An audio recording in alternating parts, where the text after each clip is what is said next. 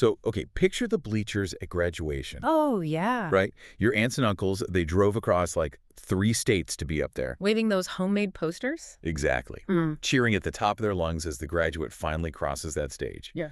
It's just such an incredibly powerful, emotional moment. Yeah. So welcome to the Crafting Made Simple podcast, by the way. Yes, welcome. And our mission today is really to help you take that exact same magic from the ceremony. And bring it right into the after party. Right, but without, pulling your hair out from stress. Definitely without the stress. And to make that happen, we are using this fantastic blog post by Na Ardua from Paperflow Designs. It's basically our roadmap today. It's such a great guide. It really is. But hey, real quick, before we dive into the mechanics of building this whole party, take just a second to click the link in the description. To sign up for the Crafting Made Simple newsletter. Yes, it is packed with all these DIY tips you are definitely going to want.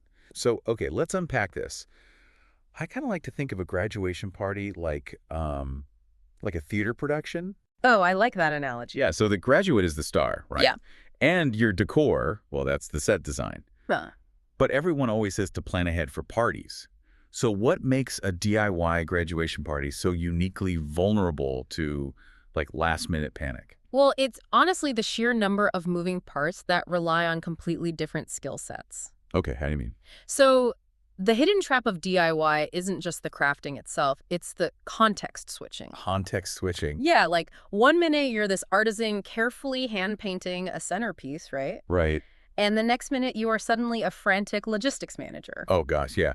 Trying to track down a lost shipment of custom napkins an hour before guests arrive. Exactly. You are bleeding energy, just shifting gears from creative mode to crisis mode. That makes total sense. So Na's core warning is basically that you absolutely cannot leave this to the last minute. You really can't, because you're at the mercy of both trial and error crafting and, online shipping logistics. Right. Building in that time buffer. Because if the props don't arrive on time, your actors, your guests, they break character. The whole production just falls flat. And that logistical trap is exactly why Na's specific decor choices are so strategic. Yeah, she lists 10 trending items, which is super helpful. Right. But instead of just looking at them as a random shopping list, notice how they actually fall into 2 distinct functional categories. The macro and the micro elements. Exactly. So the macro elements are what actually define the physical space. This is your staging. Like the large party backdrops and the bunting banner. Yep, and the balloon arches and centerpieces, these are the big anchors. The things that immediately tell guests, we are stepping into a celebration. Right, they set the mood the second you walk through the door. Yeah. Then you have the micro elements. Yeah, tactile props. Yes. The things your guests actually interact with. Yeah. So, cake toppers, physical photo frames they can pose behind. Oh, and confetti, photo booth props, and party favors. Exactly. And let's not forget the custom cups. Yes, Na specifically highlights grabbing personalized ones from a shop called Mod Party. Which is such a great idea. It is. But that's a perfect example of a micro element that completely elevates the space, but absolutely requires that logistical time buffer we just talked about. Right, because you cannot DIY a custom printed cup the night before. You definitely cannot.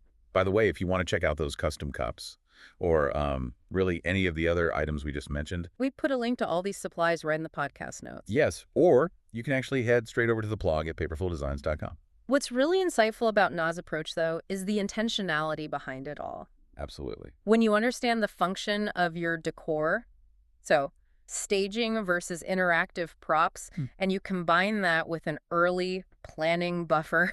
You stop just throwing things at a wall to see what sticks. Exactly. You actually build a visually cohesive celebration that genuinely honors the graduate's hard work. It's intentional design, not just decorating. I love that so much. And remember, if you want more ideas to keep your crafting and party planning totally stress-free, make sure to join our community. Just sign up for the Crafting Made Simple newsletter by clicking the link in the episode description. Yes, definitely do that. It helps so much.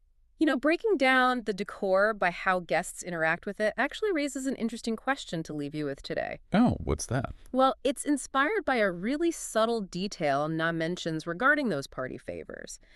Considering all these different decoration and favor options, how would the contents of your party swag bags shift depending on the exact age of your graduate? Oh, wow, that is a really good point. Right. Think about it. What thrills a kindergartner stepping up to first grade versus, say, a college grad entering the real world?